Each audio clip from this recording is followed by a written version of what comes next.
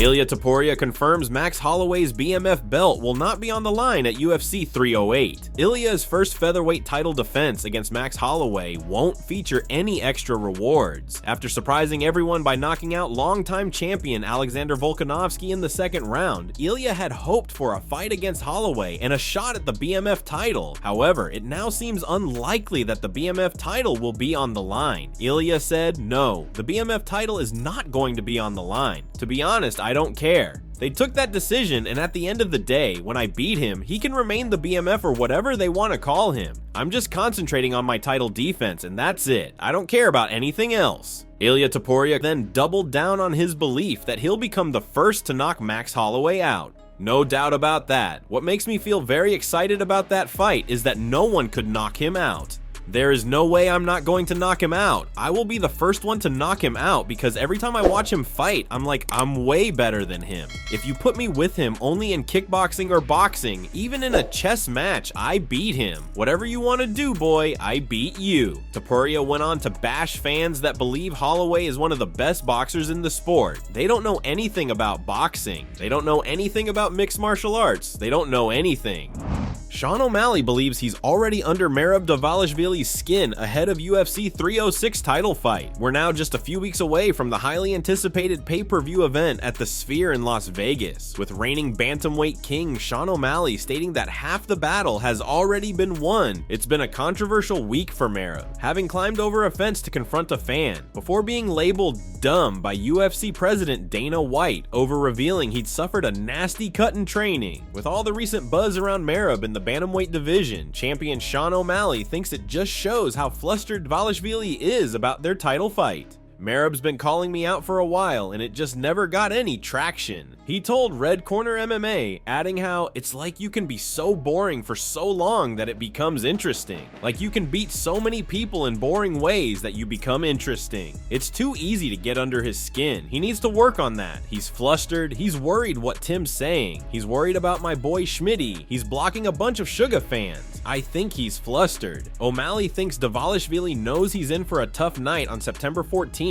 and might now be second-guessing his chances. O'Malley added, he's been wanting this fight for a long time, but now that it's happening, I bet he's thinking, ah shit. Along with prepping to face a Suga in September, Dvalishvili has been competing in combat sambo events. He won a gold medal at the US Open Sambo Championships just a few weeks ago in June. Unsurprisingly, O'Malley sees this as more proof that the machine isn't fully committed to their upcoming title fight in Las Vegas. Of course, Suga had some choice words for his next challenger. To be honest, brother, I don't think he's all there mentally. I think he's borderline under average intelligence, call it what you want. I was not impressed. I watched that thinking I would knock that dude out cold, so it made me more confident, to be honest.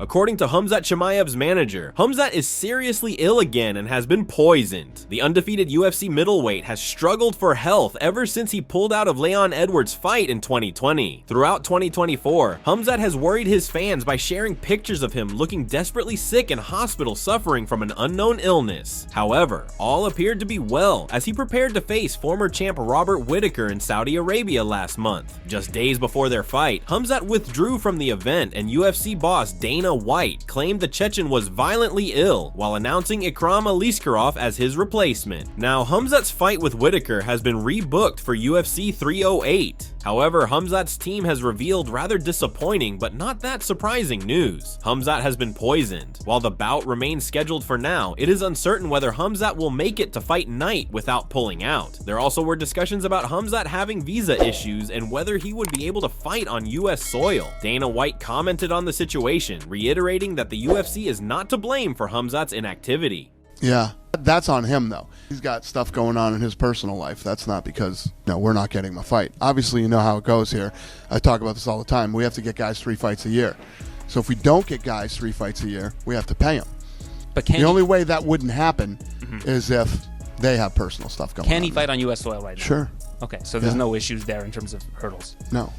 Muhammad Mokaev might have a future in PFL. Undefeated former UFC flyweight contender Mokaev, with a 13-0 record and one no contest, is in a rare spot after finishing his UFC contract. Despite a unanimous decision win over Manel Cup, he wasn't re-signed at UFC 304, partly due to off-cage issues, as well as boring style of fighting. Reports emerged suggesting Mokaev might have prematurely negotiated with PFL, which he denied. PFL president Ray Sefo claimed no interest, but PFL CEO Peter Murray feels differently. I do think the flyweight category is something we will be getting into in the future, CEO told SureDog. I know our guys are looking at it. You look at fighters like Muhammad Mokaev. He's a 13-0 flyweight from Dagestan. This kid has the second longest winning streak in UFC flyweight history. He was 23-0 as an amateur. When I look at a kid like that, that's an opportunity. Whether it's Muhammad coming into the PFL system in one of our franchises, whether that be the Global Season or Bellator and others like him, I think it's a real opportunity, in particular with international talent in the flyweight weight class. He concluded, Muhammad is the real deal. A lot of respect for him. Mokaev has yet to sign with a new promotion, as he still hopes to re-enter UFC's flyweight title mix and challenge the champion. PFL doesn't have a flyweight division or season at the moment, but that could very well change in 2025, especially if Mokaev were to come aboard, says Murray. I believe Muhammad Mokaev could absolutely be the future face of flyweights within the Professional Fighters League, should that be a weight class we open up in the Global Season or within our Bellator platform. Murray said, it's absolutely something we're looking at, and this kid is impressive.